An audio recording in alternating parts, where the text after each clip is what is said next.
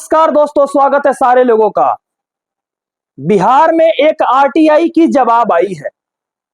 इस आरटीआई की जवाब से पूरे बिहार के बच्चे नहीं बल्कि पूरे देश के बच्चों में एक अलग माहौल पैदा हो गई है।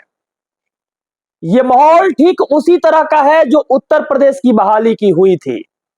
आइए चर्चा करते हैं उस आरटीआई के बारे में। वह आरटीआई क्या है, आखिर किस तरह से वह आरटीआई जो है संगत तरीका से जैसे उत्तर प्रदेश के अंदर लागू हुआ वो बिहार में भी लागू होगा। बीते दौर में आप लोगों ने देखा था कि 69,000 बहाली के ऊपर क्या सुप्रीम कोर्ट की राय रही और सुप्रीम कोर्ट उस बहाली को पूर्णतः रद्द करके रिवाइज रिजल्ट जारी करने का मांग किया। क्या दोबारा से वहां पर बीएड वाले बंदे को नौकरी मिलेगी? उस रिवाइज रिजल्ट में मौका मिलेगा? नहीं मिलेगा। ठीक उसी तरह से बिहार की जो बहाली है, इस बहाली के ऊपर एक ऐसा आरटीआई आया है जिस आरटीआई के माध्यम से केस तो ऑलरेडी किया जा चुका है बच्चों के द्वारा। अब आगे क्या फैसला आती है, यह फैसला भी पूरे बिहार के ऊपर टिका हुआ है।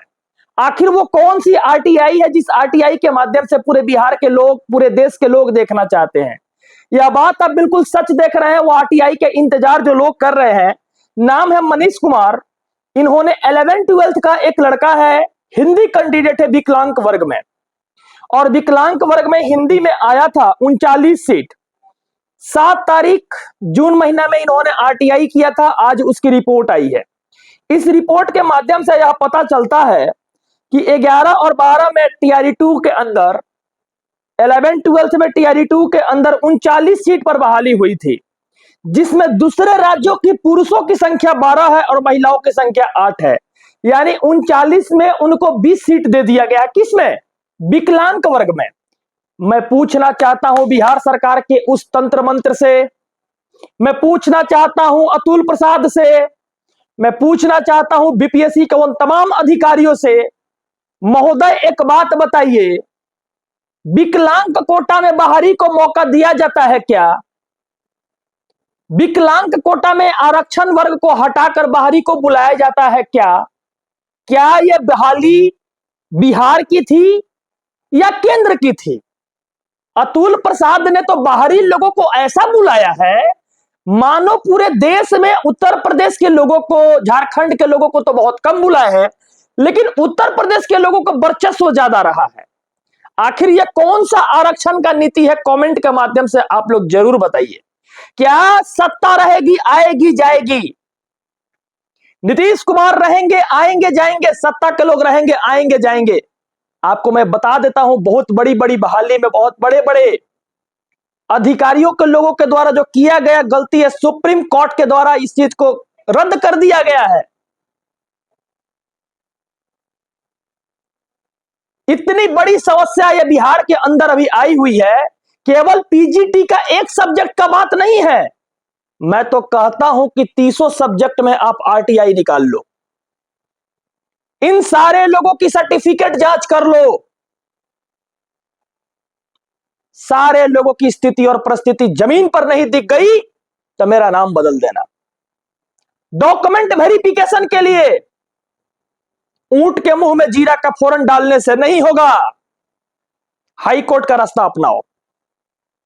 हाई कोर्ट से कहो कि बीपीएससी को ऑर्डर दे कि मेरी डॉक्यूमेंट वेरिफिकेशन पहले होगी। आपको यह बात पता होगा, बी फार्मा डिग्री पर नौकरी हुई है। आपको यह बात पता होगा, अपैरी कैंडिडेट लगभग 25,000 इसमें अप्लाई किए हैं। आपको यह बात पता होगा, एनआईएस वाले भाई बहन जो थे जिनको निकाला गया कोर्ट से, वो लोग भी लगभग 30,000 लोग ऐसे हैं जो अप्लाई किए हैं इस एग्जामिनेशन में।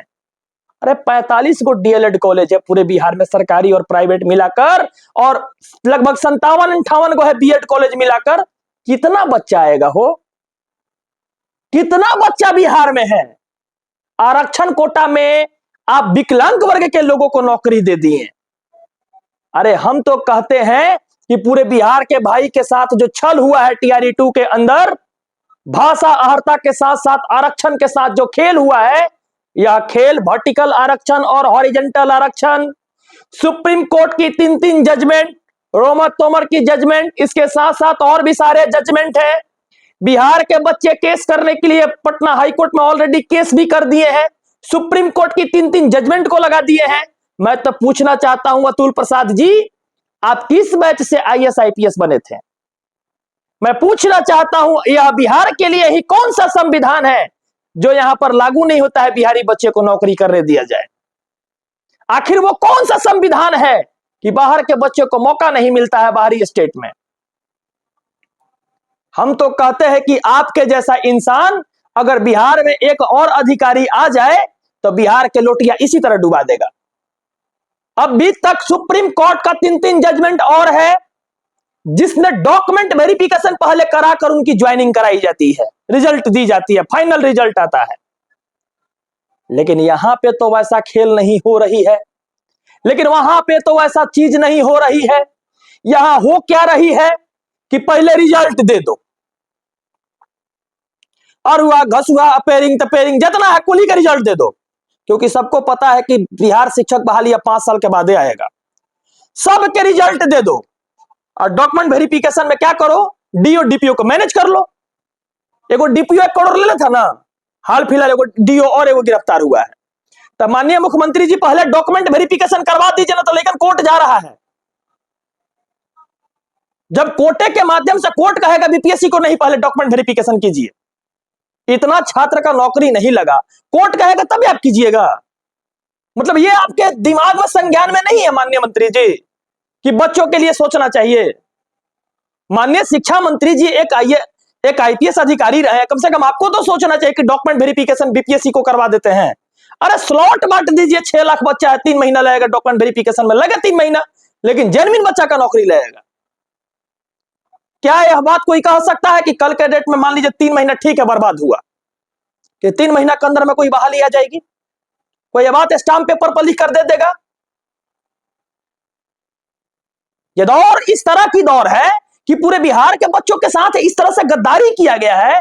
केवल एक सब्जेक्ट की बात नहीं है, मैंने 1000 वीडियो दिखाया, मैंने 1000 बार लोगों को प्रेरित करने की कोशिश किया। सीटेट के रिजल्ट पर 11-12 के रिजल्ट हुई थी, डॉक्यूमेंट वेरिफिकेशन नहीं हुआ तब ना। बीसीए में पेपर 2 में बहाली हो गया था, DCA diploma in computer application में बहाली हो गया था पेपर 2 में कंप्यूटर साइंस में। कोर्ट तो लथार के फेंक दिया ना, कोर्ट तो लथार के फेंक दिया। अब यह बात बताइए आप लोग कि डॉक्यूमेंट वेरिफिकेशन पहले जरूरत है कि नहीं जरूरत है? अब पॉइंट नंबर 2 आप सारे भाइयों से कहेंगे कि आप लोग पहले एक परामर्श दीजिए कि करना क्या चाहिए। मैं जानता हूं कि बहुत लोगों का 6 नंबर 7 नंबर गलती हुई है आंसर की से मिलाने के बाद। वो भी आपने अगर कोई क्वेश्चन गलती होती है तो उस आपत्ति को बताइए कि कौन सी क्वेश्चन गलती है, कमेंट सेक्शन के माध्यम से बोलिए। मैं टेलीग्राम ग्रुप भी लगा दिया हूं कि आप लोग वहां ज्वाइन कीजिए, व्हाट्सएप चैनल भी लगा दिया हूं कि वहां से आप लोगों को कोई दिक्कत होता है तो कोई प्रश्न मुझसे पूछिए। आपको पटना आने में समर्थता है, आपकी अगर कोई भी तकलीफ है हमसे पूछिए, कोशिश तो कर सकते हैं। अरे आप कम से कम इतना तो कर सकते, कोशिश तो कर सकते हैं। इस कोशिश के माध्यम से शायद आपकी नैया पार लग जाए। धन्यवाद, बहुत बहुत धन्यवाद, बहुत बहुत धन्यवाद, बहुत बहुत शुक्रिया, धन्यवाद।